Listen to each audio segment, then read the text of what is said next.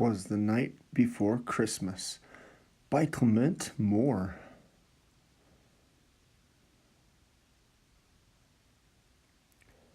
"'Twas the night before Christmas, a visit from St. Nicholas by Clement Moore, with pictures by Jessie Wilcox Smith.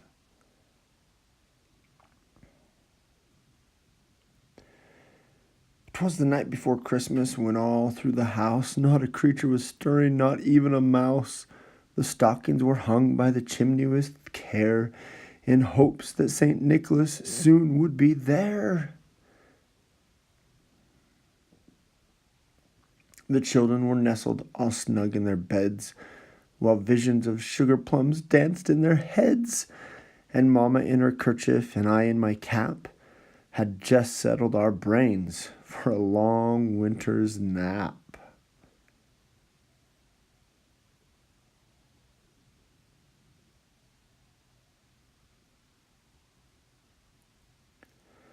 When out on the lawn there rose such a clatter, I sprang from my bed to see what was the matter.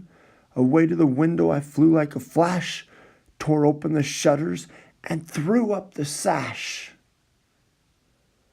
The moon on the breast of the new-fallen snow gave the luster of midday to objects below, when, what to my wondering eye should appear, but a miniature sleigh and 8 tiny reindeer.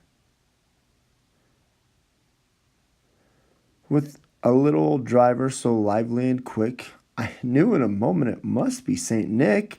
More rapid than eagles his coursers they came, and he whistled and shouted and called them by name. Now Dasher, now Dancer, now Prancer and Vixen, on Comet, on Cupid, on Donder and Blitzen, to the top of the porch, to the top of the wall. Now dash away, dash away, dash away all.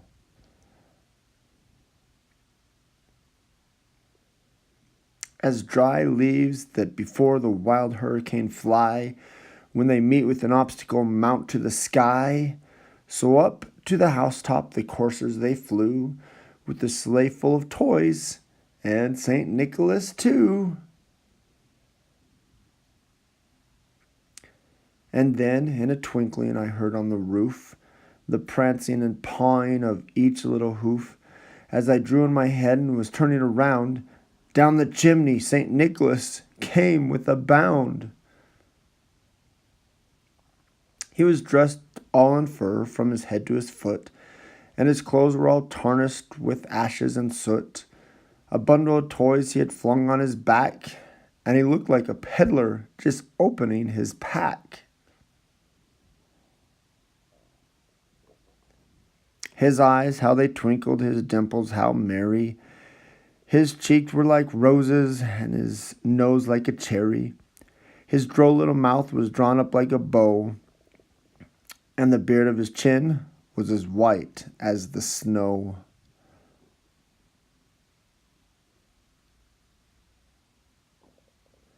The stump of a pipe he held tight in his teeth, and the smoke in it encircled his head like a wreath.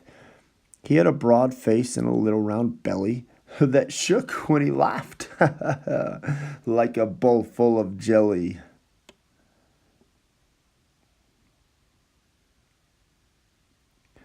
He was a chubby and plump, a right jolly old elf, and I laughed when I saw him in spite of myself.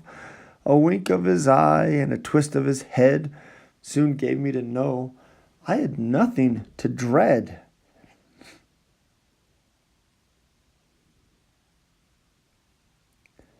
He spoke not a word, but went straight to his work, and filled all of the stockings, then turned with a jerk, and laying his finger aside of his nose, and giving a nod up the chimney, he rose.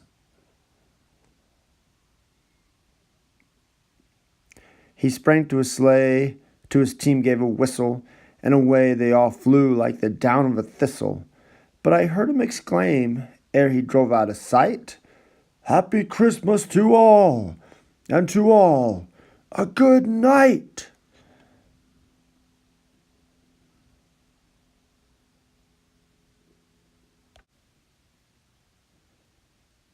An introduction.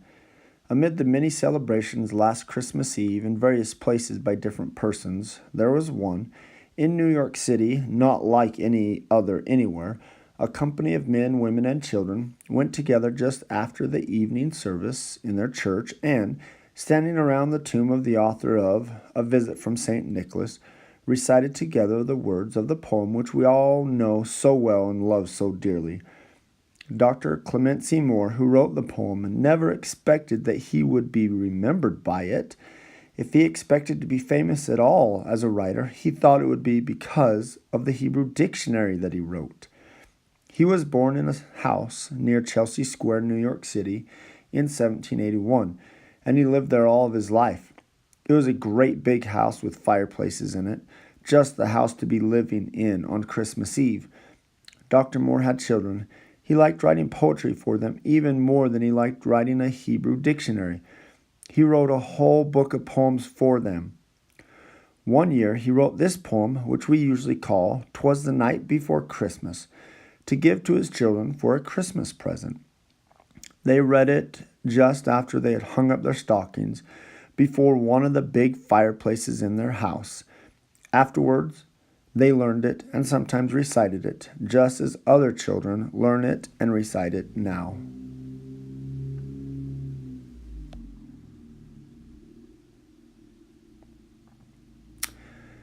It was printed in a newspaper, then a magazine printed it, and after a time it was printed in the school readers. Later it was printed by itself with pictures. Then it was translated into German, French, and many other languages. It was even made into Braille, which is the raised printing that blind children read with their fingers. But never has it been given to us in so attractive a form as in this book. It has happened that almost all the children in the world know this poem. How few of them know any Hebrew.